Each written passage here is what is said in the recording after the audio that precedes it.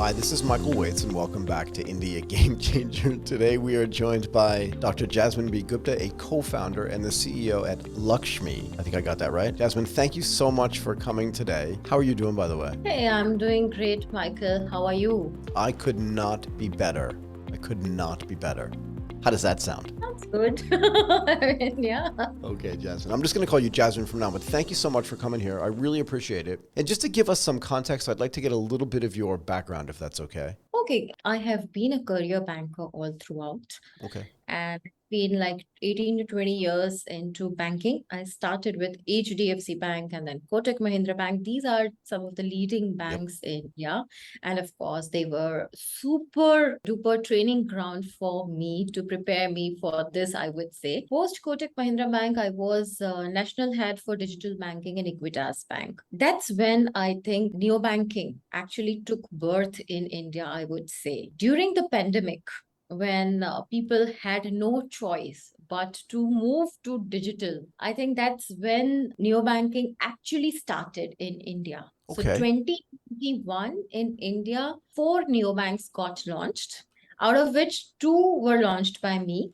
So one was NeoX, which is like the fastest growing neobank for millennials in India. And the another one is a credit bank neobank called Frio. So while I was already in this space from the banking side, I realized that, the FinTech space is coming up really well and it's going to grow leaps and bounds in the next 10 years in India. And that's why I think I took a decision that this is the right time, right place to take the jump and get into the fintech revolution, because that's the next big revolution that India will witness going forward in the space. So that's what brings me to Lakshmi. And yes, this is just one part of the story, Michael. The other part of the story is why Lakshmi? Because it's India's first neobank for women. Okay. Now, while I was working with whether HDFC or Kotak Bank, I was always very much interested and involved in a lot of women-specific activities. Tell So me. my first TED talk was about how do you live your legacy, where I speak about a lot of activities related to women that I used to do as a side hustle. I am the national president for Financial Inclusion Council of Women's Indian Chamber of Commerce and Industry. So even there, I used to do a lot of women-centric activities. So I think Lakshmi was the right time to merge my passion into my profession. And I think that's what happened, that my side hustle actually got converted into my mainstream profession with Lakshmi. Can we just get an overview of where you think women fit into the financial system in India, right? Because having a bank or a digital bank or a neobank set up specifically for women, I'm just curious why it needs to be separated out. And I'll give you my own opinion in a second, but I'm curious what it looks like from your perspective, right? You're there, you're on the ground, and you've been involved in this space, particularly in the financial inclusion, which is something that's really close to my heart as well, kind of across the board. We can talk about that too. But why is it necessary to have a bank just for women? What's the difference? So, if you look at the generic platforms that are available, the digital platforms available in India, Yep. the women penetration in these platforms is less than 10%. The reason is, and of course, women is a large target segment. 48.5% of our population in India is women. Right. And in spite of that, women are not seen on most of these digital financial platforms. And the reason is they don't really feel comfortable with all the financial products that are offered. And to my mind, Michael, I always feel that since ages, women have stayed away from money. While we say Lakshmi is the goddess of wealth in India, women and wealth have always had a very distant relationship since ages. Okay. I think that is one reason. And second is because women have stayed away for all of these years, they are not very comfortable with the way the financial world acts and behaves right now. Most of the financial products that exist in India have been made keeping men in mind. So, this gender agnostic approach is not necessarily the right approach when it comes to specifically addressing the financial needs as well as the emotional preferences of women, because for them, they matter a lot. Can you dig deeper in this for me? Because again, I'm not disagreeing with you, but I really want to know what it looks like, right? Like I can't stand in your shoes, but I'm relying on you to tell me when I look at a digital platform as a woman, I look at it and say, I don't feel comfortable because why? What's the blocking point there so that I can better understand and then we can dig deeper into that as well? Is that okay? Yeah, of course, it's okay. So I'll give you some examples also. So we Great. have a community, which is called a Being Lakshmi community. Now, in this community, women, it is a very safe place for women to talk about money. And money is not something very easy for women to discuss. I mean, just imagine four women sitting in a coffee shop. The last thing that they will ever talk about is money or investments, or, those are never ever the topic of discussions. So, this community where is specifically for discussing money related issues, money related problems, money related questions, and that's where they feel safe and ask a lot of questions, discuss their issues. We have money coaches who guide them. We have peer to peer learning that happens on the community where women guide other women, to address and deal with their money issues. And that's where we realize that the financial literacy ratio of women is extremely low. And before we even get them into the financial world, we actually need to address this gap, and we need to take a lot of steps to educate them, to bring them up the curve. Till the time they are not confident enough to manage their money, they will never ever try most of the financial platforms. And I think that's why Lakshmi is very focused on education. There are a lot of financial fitness boot camps that we keep on doing on the app itself, where women come, learn about how to manage money, attend the sessions. We have micro learning courses, we have gamified learning, where we play games to make them learn finance, whether it's a housey or a wordle, or a very innovative gamified learning experience. And the whole purpose of doing all of these activities on the community is to ensure that women learn and then take the next step. So what's the entry point? In other words, if you're looking for a way to tell somebody whose financial literacy is closer to zero than it is to one, right? Just let's use a very simple binary scale. And you say, I want to attract women to the platform so that they can learn about X. What is the first thing that we want to teach? What's the entry point? Is it saving? Is it investment? It's not venture capital. It's not private equity. What is it? And then how do you do it? I don't want to know the gamification per se, because that's a different topic. Like, what's the first thing that somebody needs to know so that they can start feeling comfortable about it? Because for me, right, I always say, you want to walk into a room where you feel comfortable asking any question, right? So this is part of the problem, I think. But what is that entry point? Yeah, so I think it starts with the very basics of money management. And so we have levels of courses. So, of course, you start with the basic learning courses where it is all about money and savings. And then you gradually move forward to learning about mutual fund investments, fixed deposits investments. So, very, very basic. I think stocks and something which is very complicated for women, of course, comes last in the entire investment journey of them. And it's not just about learning, Michael. Learning and then not taking any action means no learning. Exactly. It's I meaningless in a think way, right? it's meaningless, Yeah. because then I think whatever you've learned, you need to actually put it into practice to be able to actually get the benefit. And hence, we ask women to start small. And hence, the entry point, your question, the entry point of starting their journey of whatever they've learned is as small as 100 rupees. Yeah. So they can start investing in mutual fund portfolios with as small as 100 rupees. Of course, we will have the savings account also. So they will learn how to save, how to manage debit cards, how to manage credit cards, how to make payments, digital payments, and all that. But over and above that, what we have is micro investments offered on the platform. That is one thing. Second thing is we make it very easy for them. Now, for example, in India, Michael, there are 2,500 mutual fund schemes. Just imagine a woman who's never ever dealt with money. And then again, she has to make a choice out of that 2,500 universe. I think it's impossible for her to Impossible. decide. Impossible. So we have curated goal-based portfolios. Now, for example, and of course, we have all types of women on the platform. So there are mothers, there are daughters, there are wives, there are salaried, there are self-employed, there are professionals, all kinds of women. And of course, their requirements, needs are different. Now, just let's take an example of a mother. Okay. A mother has a goal of child education, for example. Then we have a child education portfolio where she accesses the calculator. She figures out, okay, I want my son to study here. I need so much amount. This is what I need to put aside every day or maybe every month.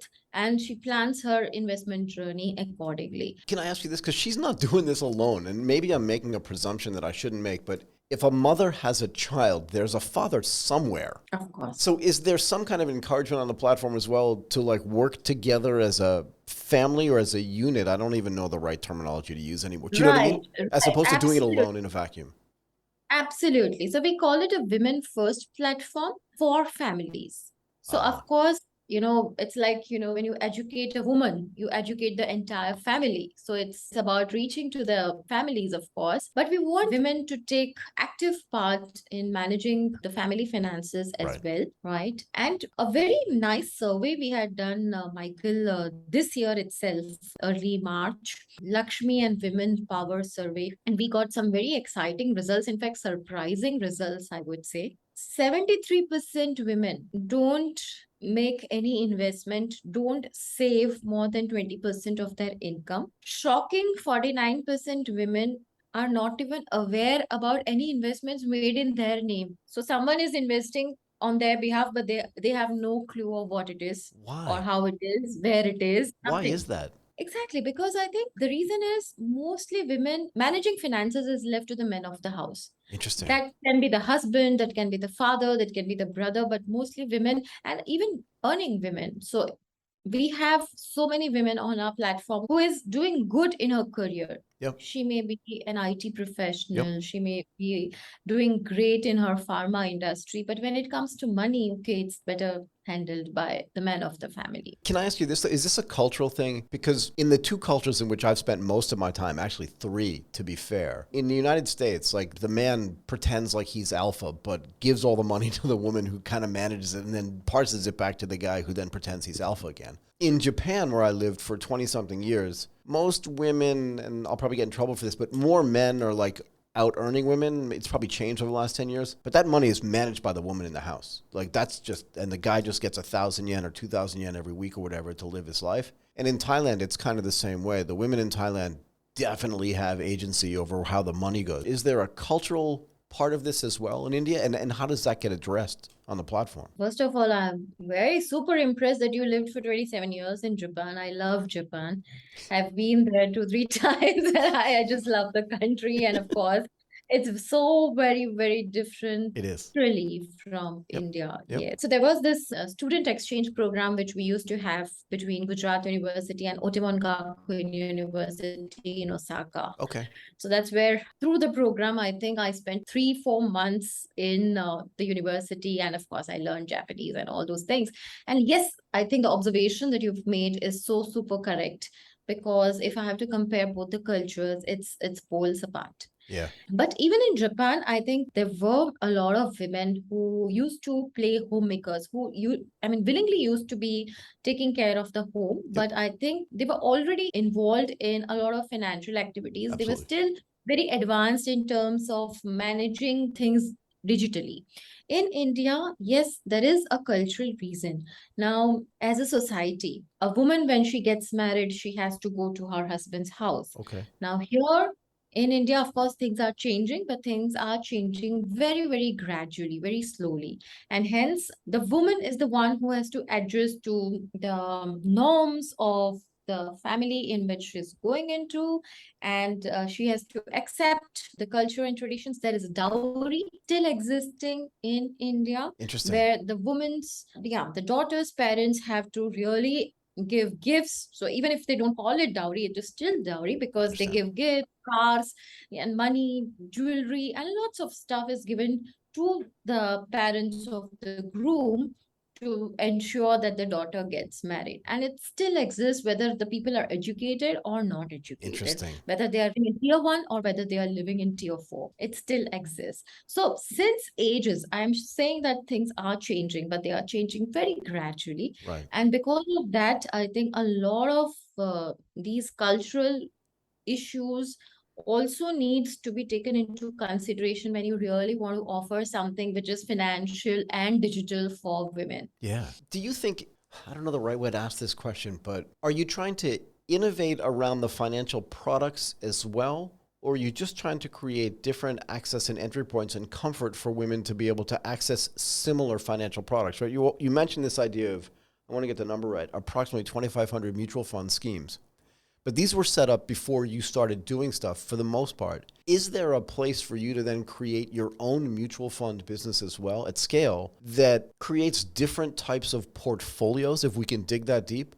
Or are you just trying to recreate the same thing with a different experience or both? Do you know what I mean? Yeah. So I think we are trying to create different products, different experience, and of course, a different approach, I would say. The reason is Lakshmi is not a product centric, you know, thing wherein women can come and take different or buy different products and they feel that, okay, I have these Yep. products. Lakshmi is one stop shop experience, we would say.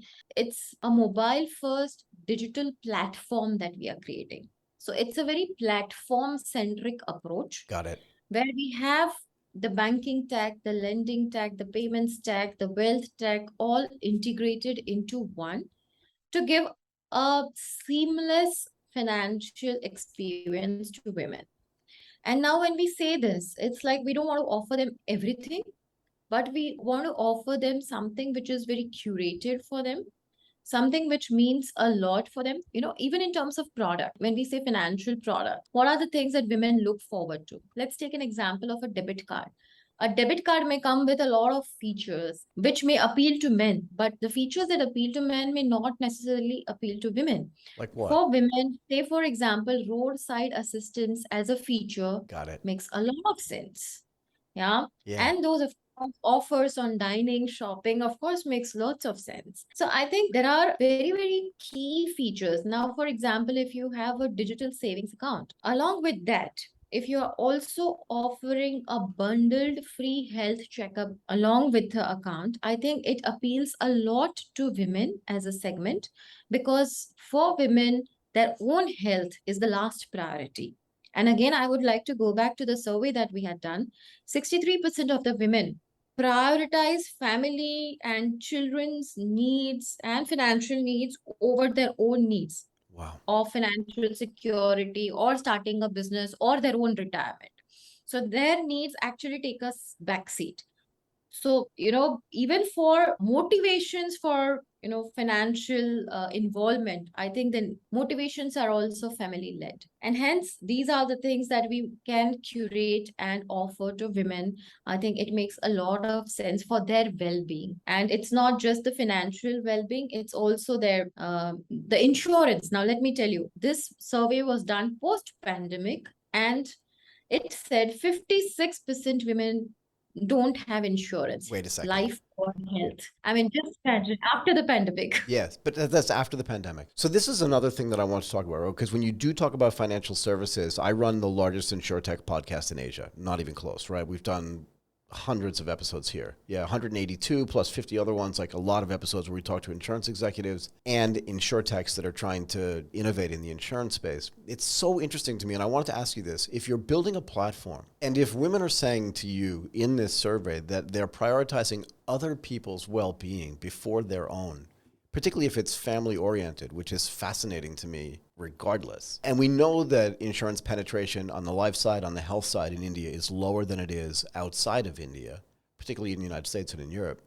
How can the platform be used to connect to other platforms, that prioritize insurance for women, which is a very different way than prioritizing insurance for men, if that makes sense, right? Because this is really important. I did an episode of India Game Changer with a gentleman who said to me, and I'm sure he was generalizing a little bit, but like every Indian is just like one medical emergency away from poverty. And insurance should be able to help disintermediate that a little bit. Yeah. Yeah, so I think there is a lot of opportunity there. And in the platform, of course, we have the personalization engine, which actually gives out a lot of insights on women personas and their needs and, the insurance needs as well. And I think one way to address it is, if women are definitely not going for insurance per se, the best thing is to, bundle it with various products across the platform so that if they are going for one, at least they get insurance along with that main product. So I think a lot of sachet insurance products are coming up, and they are small insurance ticket size products, but they are very need based. And I think able to achieve success there, I think it has a lot of value. Like, for example, someone is going for a health checkup and we give out a trigger for a health insurance. Right. Someone is going and booking travel tickets and we say, okay, please take the travel insurance, it's important for you. So life cycle, now we have the product life cycle at every stage of the life cycle, how much insured the woman is, and then I think we can Or should link it be. up to the life stage of the woman, and I think a lot can be done here. And see, the reason why, of course, we have already impacted 1 lakh plus women. And the idea for Lakshmi is that we want to impact 20 million women in next 3 to 5 years. Now, with all of these women on the platform, we definitely don't want to create our own insurance products, but No. we definitely want to offer it on the platform. And of course, we offer it right away as well. There is another concept of insurance that we have decided to also go ahead with in Lakshmi is again making a lot of sense for the women community is the POS model, wherein we make women the advisors for insurance, and within the community guide other women, advise other women, coach other women to take insurance. So it has a network effect within the community. Sure. And it also gives employment opportunity to the women. Now, there are a lot of, Sorry, have you heard of Stella Insurance? you'll have to No, no, no. give me some. Actually, no is a better answer. The reason why I bring it up is it's run by this woman called Sam White. And Sam's contention here is that, and the tagline for the company is unapologetically for women. So it's an insurance business built in London for global, but to just write insurance policies for women. So they have a carrier that underwrites for them, but they want to build policies for women because they feel like you do that the outlook for insurance for a woman is different than it is for a man. And because of that, the way it gets sold, the way it gets packaged, and the way you mentioned this, right? You called it sachet, but another term for this is embedded, right? So Cover Genius does a great job of embedding insurance in products. And if you embed it into products that people are buying, then they'll have it by definition. So this is really, that's the only reason why I asked you about it, right? Because if you're making a platform to platform connection, there are platforms out there that can serve this. And that seems like something that would be interesting. Sorry, go ahead. I interrupted you. Yeah, so of course, I think thanks for sharing that, Michael. I'll definitely research that. And yeah, so the other point that I was trying to make is it gives economic opportunities also to women. Yeah. Because there are a lot of women who, maybe homemakers, but they have 3 4 hours during the day when they want to use it for some real good economic activity. Yeah. And I think it makes a lot of sense for them on the community to start a second income, or maybe the first income for some. Yeah. Do you think that the blogs that you're writing, and I'm curious how you come up with these topics, are they generated from the women with whom you're interacting, where they ask a question that they're maybe not comfortable asking in public and you say, don't worry, we'll write something about it? Is it vice versa, where you just say every woman should know this thing, or is it some combination of both of them? Do you know what I mean? Yeah, it's combination of both. So of course, the community is a very interactive space, and women ask really stupid and silly questions. But of course, they ask it because they feel free and confident enough to Why not, ask right? it, I mean, and we make it really safe for them to ask. And I think, yes, the blogs that we put up are based on our research on what we want women to learn, and also based on a lot of questions that they ask on the community. yeah, I mean, what do you think drives engagement, and how important is that to you to keep that conversation open, right? From my perspective, one of the reasons why I do what I do is because I want to engage people in a conversation so that I can learn something and that people can learn from the stuff that I learn. But you're building this community. You said 1 lakh of people. Is that right? Is that 100,000? Do I have that number right? It's a lot of people, yeah? And if you want to get to 20 million, it's a great base to build from to get there. What's the engagement level with the stuff that you're writing? And then how does that feed into people staying on the platform and then actually doing the learning that you said and then creating that activity that gets them into the financial part of the business? Yeah. Yeah. So yes, I think engagement is the key. And for that, we do a lot of things. So one thing is gamification, wherein and of course, we are still in the process of improvising and adding a lot of gamification elements to what we have right now, Okay. to keep it very exciting and interesting for women to do a lot of activities. That is one thing. So second thing is when we do these sessions on the app, the engagement levels are extremely high. Are they? So that's also something that we want to do on a continuous basis. We want to, innovate around how we can make it more interesting. So I think gamification has worked for us and it continues to work for us. Second thing is the money coaches. And these money coaches are experts. They are subject matter experts. So the money coaches are someone that, people in the community look forward to connect. And we have a Q&A session, we have an open house session, we have, a lot of these sessions with money coaches, which is it's knowledge sharing. Yeah. I think these two, three things worked. And I think ultimately it's the content that makes people stay with you. If Yeah. they feel that content that they get on the platform is worth it. Now, whether they are reels or whether they are posts or whatever blogs, I think the content is what makes people stay. I agree. And of course, the quality of the products that we offer is also extremely important. And hence, we are actually enhancing the entire basket of our products because we want more and more women to come on the platform. And there are a lot of women who have different needs. So I think the best thing is that we are able to meet the needs of all kinds of women for all their life stages. Yeah. If you have women, and I'm just picking a number, right, in their late 20s and early 30s who are coming on the platform and it's their first introduction to, let's say, the financial world, you're providing them with the tools for financial literacy, whether it's through gamification or through the blogs and the reels that you already talked about. Do you think it's necessary to go even younger and start with girls so that by the time they are career women, mothers, family runners, and getting into their own ability to run finances, that they're already familiar with this as well? Yeah, I think it makes a lot of sense. And hence, we do, apart from what we do on the platform, we also do a lot of things beyond the platform. I would call it digital boot camps or, Good. physical events where we actually go to universities and a lot of women organizations do conduct these boot camps where they learn about money very early Yeah. on.